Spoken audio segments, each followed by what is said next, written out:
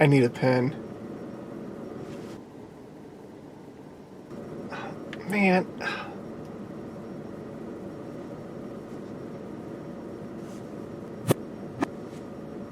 Hey guys, I'm at the movie theater tonight, and I'm going to go see Tenet tonight, and I'm pretty excited about this.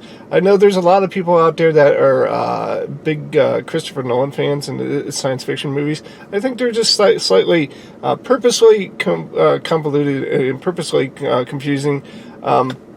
But I'm willing to give this movie a try. It looks really slick and really, really cool. I've heard reviews and it being kind of the same thing I just said, purposely confusing and kind of overblown. But I'm willing to give this a try. I'm excited for it. I have seen some movies in the recent past. I haven't made videos for them for the simple fact that my old camera took a crap. So I went ahead and bought a new camera. This one's starting to give me troubles. I'm about to punch it in the face.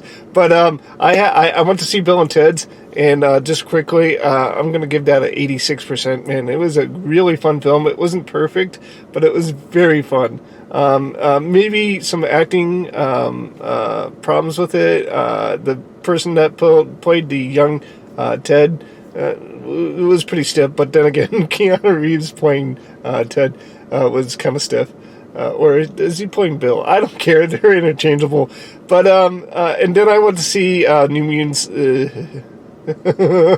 I'm going to go ahead and give that a 30% just because it was a definite effort, but you can tell it was made on a low budget because most of the special effects were saved until the end, and it was really boring, really boring. But it is what it is. I'm going to go ahead and get going. I'm going to go ahead and watch Tenet, and then I'll be right back to let you guys know what I think about Tenet. All right, in just a few seconds. Bye.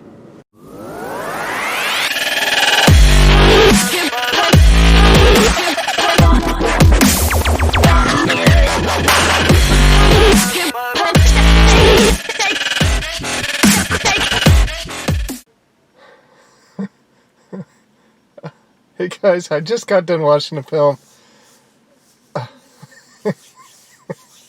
I'm not sure how to address this. I didn't like the movie. I didn't like the movie, and it's exactly what I said before I walked in. Christopher Nolan's movies are like really like high concept.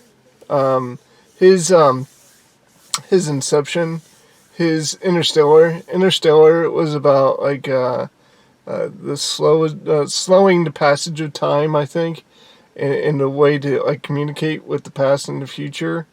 And it like messed with your mind, and it made you think in different ways and different concepts.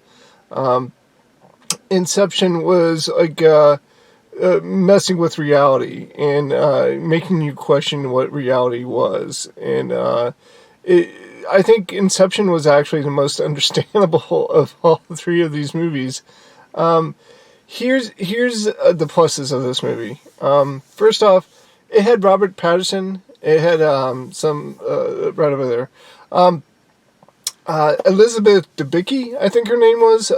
It also had John David Washington in it. My God, he was a handsome guy. He was a really handsome guy. There's a lot of pretty people in this movie. And to be honest with you, the acting in it was really good. It was just the script that just kind of threw me. It was like, you know what it reminded me of? It reminded me a lot of like a really high, heavy science fiction James Bond movie. You had this guy who was, in the very beginning, he was some kind of operative for like the CIA or something like that. And then he was recruited. But when I say recruited for this other organization, it was basically them showing up and saying, we're going to tell you something, and you're going to do with that knowledge whatever you want to do with it. And we're not going to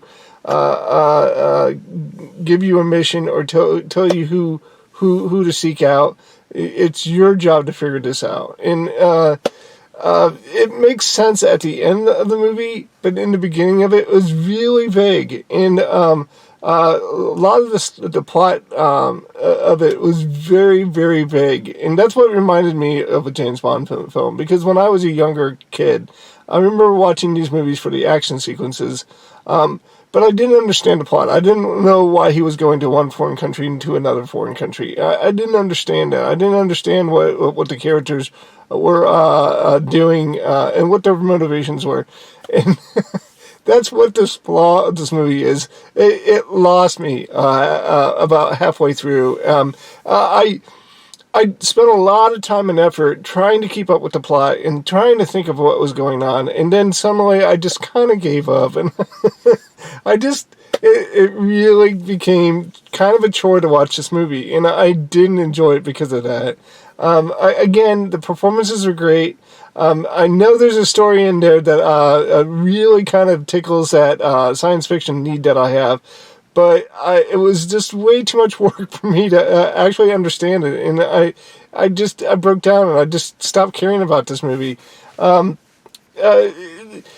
Here's the things, here's the pluses of this movie. Like I said, the performance was good. The concept of the movie was cool. If I understood what was actually going on, what the actual plot was, I would have enjoyed it a lot better.